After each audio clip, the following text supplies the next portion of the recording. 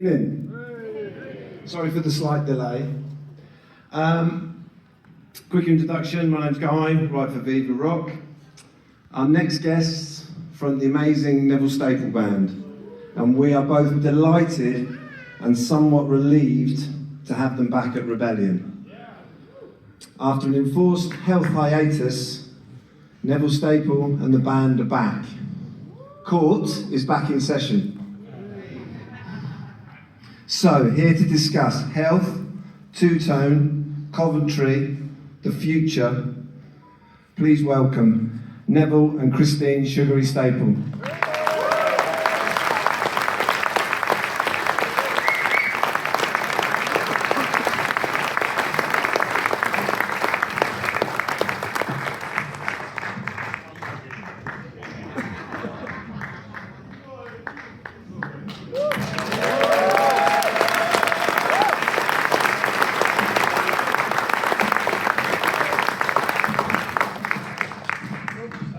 That's a bit low. Hi everybody. Right, let's see, don't make it too hard. Okay, we'll do nice and easy. Firstly, I think on behalf of everybody, we just say, welcome back, Neville Staple. Thank you. And if we can, we'll jump straight in, but can we go back to December 2023 and what happened to you with the heart? I had 2 heart attacks. One was all right. No, and then the second one, my wife Sugary and the doctors had to bring me back because I had, is it flatline they call it? Yeah. I had a flatline. Yeah. Plus, I've got three strokes, 2 heart attacks, epilepsy, but that ain't going to stop me from doing what I'm doing.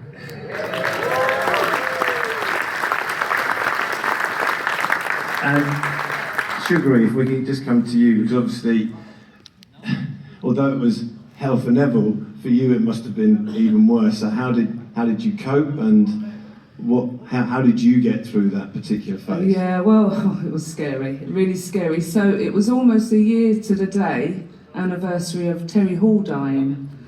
And there was Neville literally on the kitchen floor. And there was a nurse there because she'd already been visiting for some physio.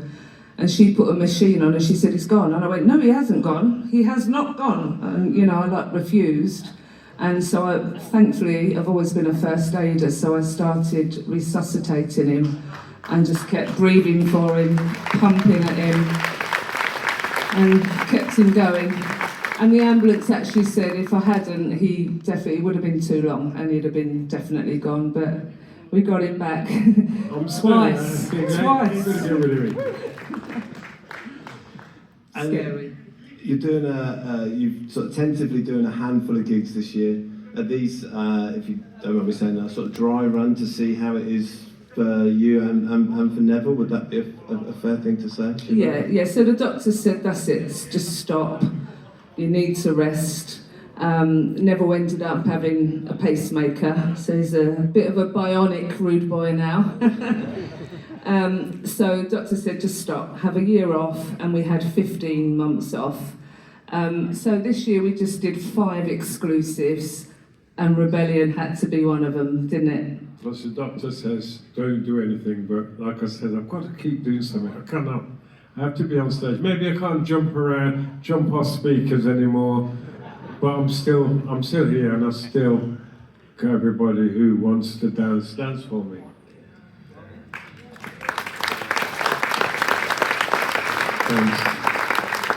And so Neville, how hard was the last year for you when you couldn't perform? Because you were pretty much under instructions, was it literally nothing? No exercise, no, just a very... Nothing. How did you cope with that, and how did you get through that? How did I cope? If it wasn't for my wife Sugary, I had to... He dossed about. He just sat on his arse, dossed about. No, I just couldn't do anything. I wanted to do something, but the doctor said if I do something, I ain't going to be here. So, behind his back, I done something because it was scary. I've got to tell you, it was scary. And how did you find the first shows back? I mean, for you it must have been a relief, and I take it that you were sort of singing and dancing with one eye. I was terrified. The band were terrified.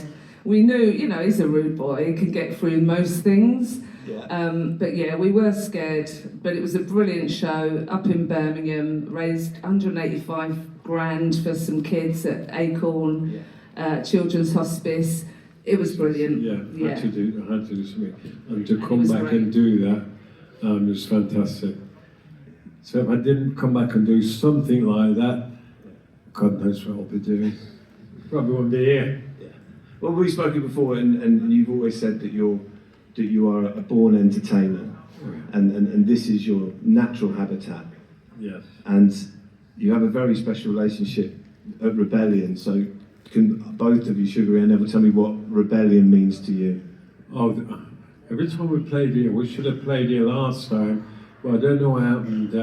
You had something on the beach or something? Oh, yes. We should have played there, but God knows what happened there. Well, I was looking forward to playing that, and I loved playing here because last time we played here, the floor was going like that. You always get the floor bouncing here. It's always a brilliant crowd. Yeah. Always. That's why I just love it. Oh man. And obviously, Sugary, you're an artist in your own right, an actor, a manager, I mean, a holder of 1,000 jobs. Now that Neville is back tentatively on his feet, has that allowed you now to go back and carry on with your career? Because I take everything pretty much went on hold for a little while. Yeah, everything went on hold. I did a bit of TV work and acting and stuff, but yeah, most things went on hold. We did a little bit of studio just to keep Neville, because he has to have his music flavour somewhere. So we did a little bit of studio work, and we attended some special events, mostly for charity, just showed our face. But yeah, I'm back on, full on with my other work as well now, yeah. And Neville, we can't not talk about the specials. And we don't want to sort of stay on the negative side, but I was talking to Suki and your entourage earlier, and we were talking about those first special reunion gigs and just how explosive they were. Can you pick out one gig from those early ones when you got back together that sticks out? With a reunion? Yeah. Oh, that was something out of this world, because it's like I was a young kid again, because once you see the crowd buzzing and jumping around, it's like, oh gosh, I didn't think the specials was carrying so much love from the different people not until, but when we done the reunion, it was like, wow, it was fantastic to do it, and I didn't want to stop. Like we'll finish once, we'll finish a set, and it was like, oh God, I start literally crying because he didn't want it to finish. So coming back and doing the reunion, that was something else, because we had young kids come in who their parents used to play music, the specials music with them. But honestly, it was fantastic. Didn't want it to stop. And when it did stop, and we're going to go back actually, I want to go back to the 90s, because you went to America with a brand of the specials and did loads of gigs in America when ska punk was taking off. Is that correct? So when I went to America, I stayed there for about eight months. But the thing with this, sorry. See, that's a memory, that's a stroke. The thing is, when I went to America, because they hadn't seen anybody from the specials, so when they saw me as from the specials, the amount of gig and the love from the people, the fans, so fantastic. So it's like, plus they played a lot faster. They played it music, and for somebody from the special, they kind of love that. That's what they wanted. And obviously, America, I think you had No Doubt were one of your support bands at one point. Is that correct? Yeah, No Doubt, Rancid, Planet Smashers, when I used to do shows, they used to support Neville Staple and the Hitmen. That's what the band was called, the Hitmen. So playing with the Hitmen, like I said, it's because it's somebody from the Specials, and they were fans of the Specials. And Sugary, when we're going to move forward to Funboy 3, because we've only got a limited amount of time, there's so many questions, but just before Terry Hall passed, Funboy 3 had a box set out, and there was some Funboy 3 talk in the background. Was that correct? Was there anything going to happen? There was, yeah. We were finally, I mean, we've tried to get all of the guys together over the years, because I end up being the sort of in-between. I talk to them all, I get on with them all, chat to them all. So we've tried various times to get everybody together, including Jerry. And that's not happened for all sorts of reasons. But the Funboy 3 reunion was definitely in talks. And that was a year before Terry had passed. We were talking about the box set, we agreed all the licensing for that. And then we were talking about doing a tour. But unfortunately, that's the year he died. It was supposed to be the following year. But yes, there was to some get everybody talks. together, because the ups and downs is what it's difficult. I don't get on with you. But that's been about in a band, you know. So I would have done it. I would have loved to everybody to have got back, even just do one tour or 5 shows or whatever. But I would have done it. But being how bands act or they are is difficult. And I think also there's such an appetite for everything Specials and Funboy 3. I think if the tour had happened, I think it would have been a massive success. But a lot of people don't talk about Funboy 3, but I kind of like Funboy 3. No, I kind of like Funboy 3 because the first album was real getting our feet together. The second album was more, let's say, professional. Like the first one, after the Specials split, oh, what can I do? So if you listen to the first album, you can tell the difference.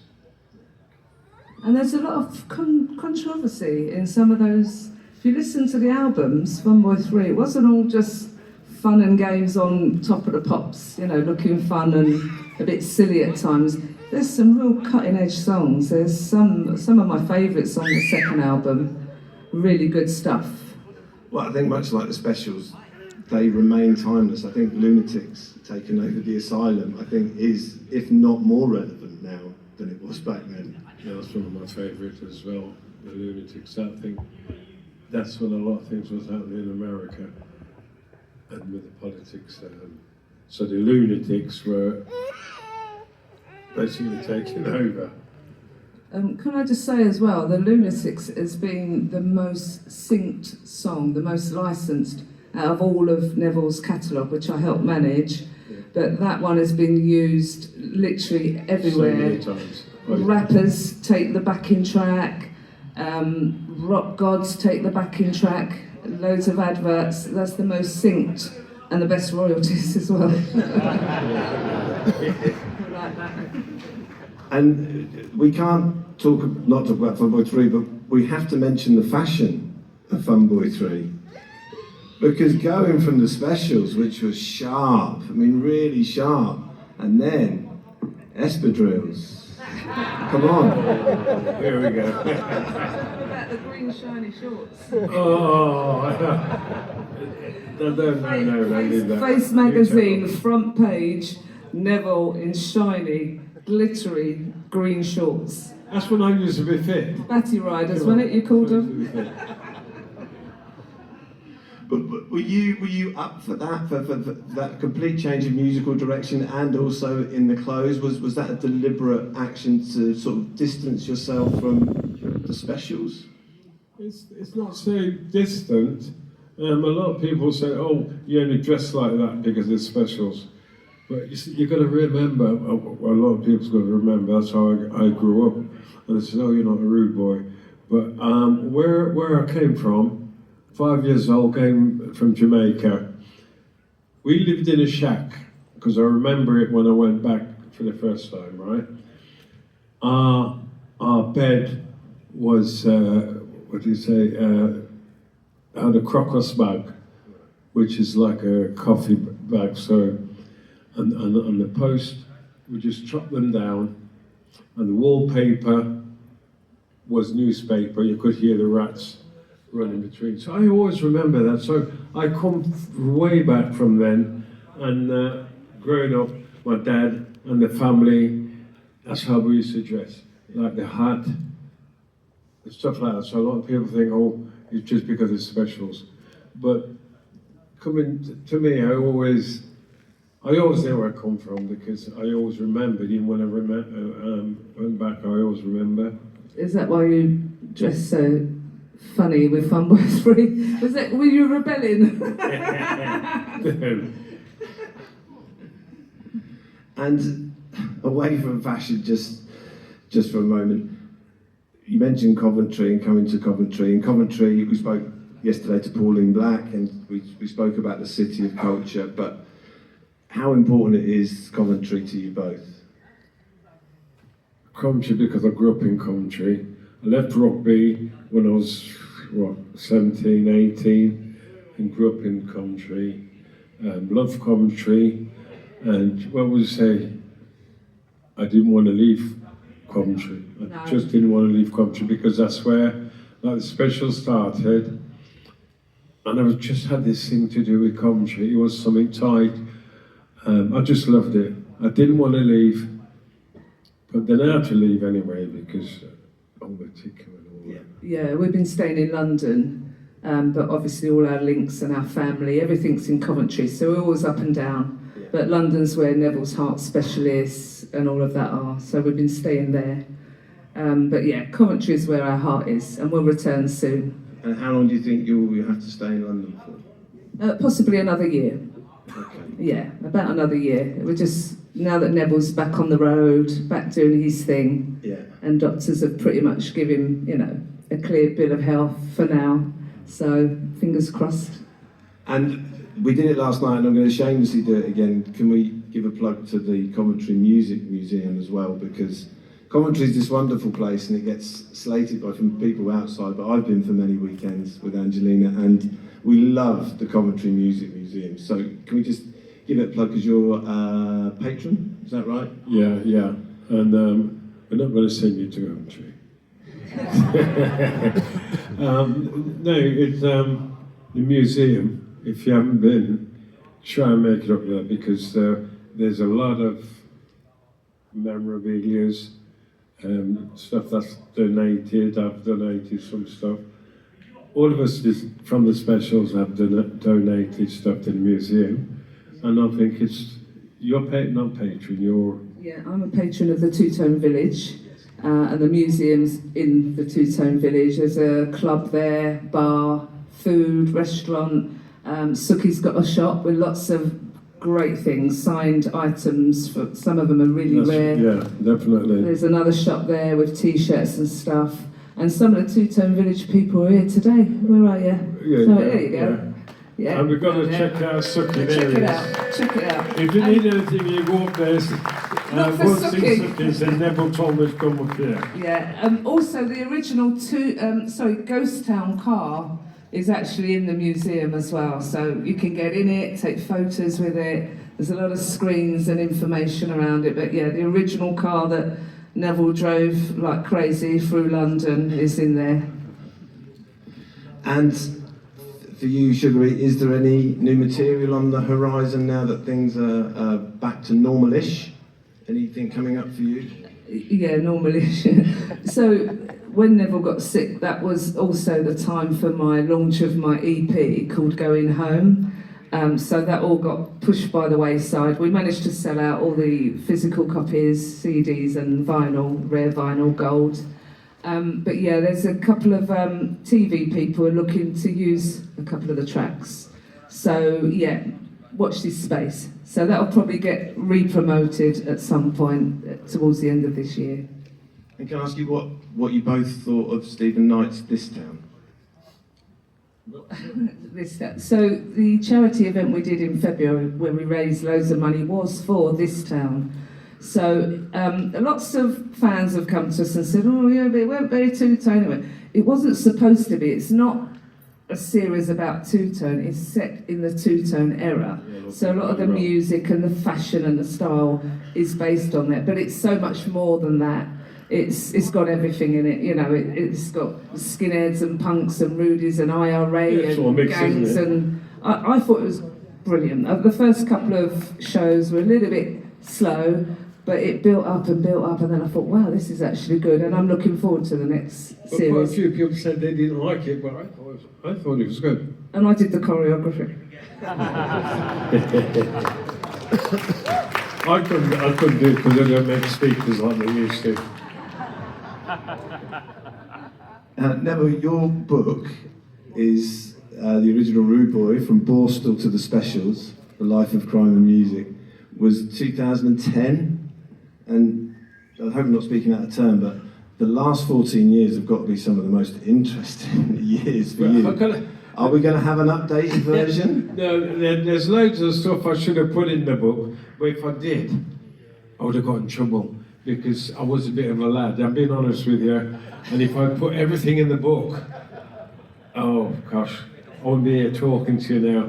And as Sugary's got go on, you've got a story to tell him. When listen, I used to get loads of girls. I'm not bragging. I'm not bragging. Listen. It was a tart. So Sugary's going to let you know, or she's going to tell you what I was like. No, what he means is even up until 2 years ago, we are still doing DNA tests for people, adults, who come to me and say, "That's my dad." I swear, I absolutely swear. And the youngest one recently, I think she was 18, and I was thinking, hang on a minute. I had to work it out. And I thought, okay, a year or two before he met me. But there's been none in that period, thankfully. No, the other shot when I tried to pick you up. Yeah, I know. He did. So when we met, it was a Specials reunion, 2009-10 tour, and he met me in this club. He came to Hackney in East London, Oxton Bar, Oxton Pony, and he just kept chatting me up. And it was my first time meeting him properly and talking to him, but he wouldn't leave me alone. And he invited me to this party. None of my friends could come, only me, and I was like, oh, hang on. But there was others at this event. We all went together, and I said, okay, a Specials party, it might be kind of cool, I'll go. When we got there was no party. And then there was about 8 of us, and they all kept sort of, he had this beautiful suite, really gorgeous rooms in this hotel in Shepherd's Bush, and they were all disappearing, and all of a sudden I thought, it's only me and him. And I went, I've got to go. He went, no, I'm going to get changed and we can watch TV. And I thought, what? Anyway, I ran off into the night. I literally disappeared. And he tracked me down a week later through friends, found me and invited me to Coventry. And I tried it. So, the fuck do you think I am? Yeah, I told him I'm not that kind of girl. I'm not that kind of girl. So, yeah. Otherwise, I'd be doing the DNA thing now. Did you just say, who the fuck do you think I am? Yeah. You know, the one of us said sex, drugs, and rock and roll, but weed. Yeah. Sex, weed, and rock and roll. Well, maybe that's the title for the updated book. Well, can I? no, I'll tell you. We're doing a biography for TV. We've already filmed most of it. There's a lot of really great stars have come forward with their little anecdotes about Neville. We're hoping to release it by next year, probably on Netflix or BBC. There's a lot of interest in it. We're just finishing it now. I'm executive producer. We're working with some really great directors, so that will have, we're calling them the Sugary years since I met him, what I've gone through. the great years. But yeah, so that will be out soon, and that's kind of a follow-up to the book and includes time in the book. Okay. So, and this is quite important, I think, is that for a lot of bands that are coming out now, where's obviously the best place to find Neville Staple Band information, and also which is the best place to buy merch and CDs and LPs to make sure that most of the money goes to the artist to keep you out on the road and keep you working. So where's the best place to go? Yeah, definitely. Any of our shows, we always normally, we're not doing a merch store here because we've run out. We sold out a couple of weeks ago in Camden. But yeah, always at the shows. If anyone attends out my Skama Festival, which I run twice a year, if you go to the Two Tone Village, we always give exclusive merch to the Two Tone Village. They have the book signed, they have exclusive T-shirts and so on. You can always get them there. And other than that, go to fromthespecials.com and all our information's on there. Fantastic. So we're going to finish with 10 quick-fire questions, okay? So, first one, we're going to start nice and easy. Ghost town or message to you, Rudy? And this is for both of you. Message. Okay. Message. Ghost town. Glastonbury or Rebellion? Rebellion. Oh, Rebellion, come on. Always rebellion. Always. And we mean that. I'm waiting for the fun later on. So, Rebellion. Bad manners or madness? Bad manners Bad for manners. me. Doug is my old Hackney mate. I've known him years. Bad manners. He's Dougie. messy and I love it. Okay. Yeah, Dougie. Stage or studio? Stage. Which one? Stage or studio?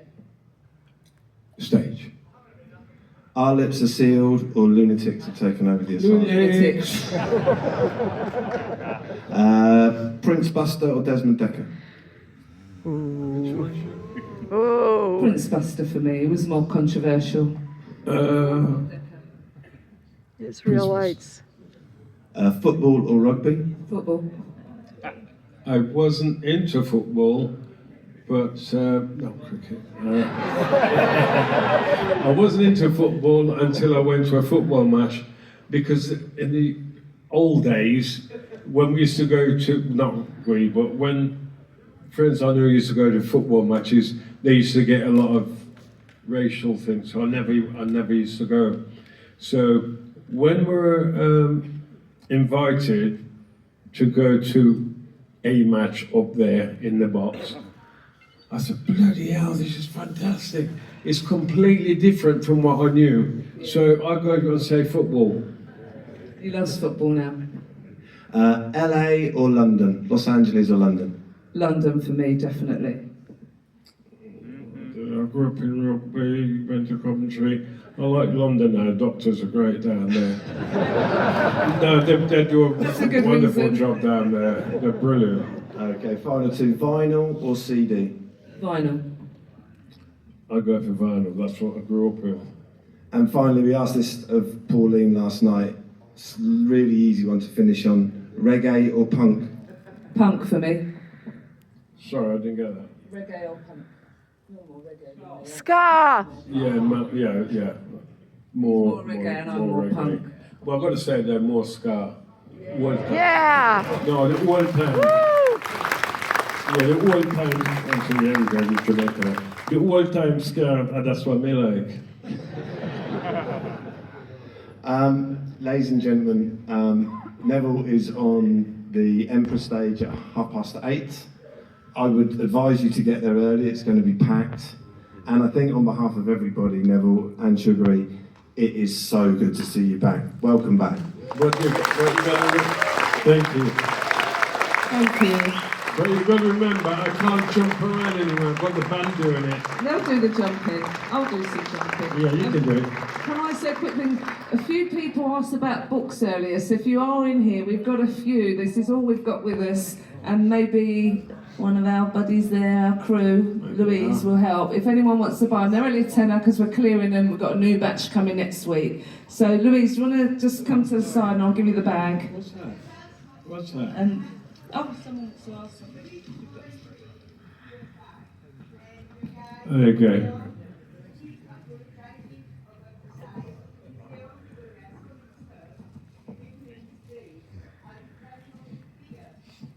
Yeah, so they're talking about the museum. They have tried to make it bigger. Coventry City did offer bigger space, but in order to give the bigger space, they want to control it. And when they start controlling it, that means a lot of the things they don't like in the museum, they're going to pull out and say, oh. So that's the reason they've kept it a smaller space, unless someone suddenly donates a big space, because it costs a lot to keep it running. Yeah. Ladies and Question. gentlemen, Neville and Christine Sugary Staple.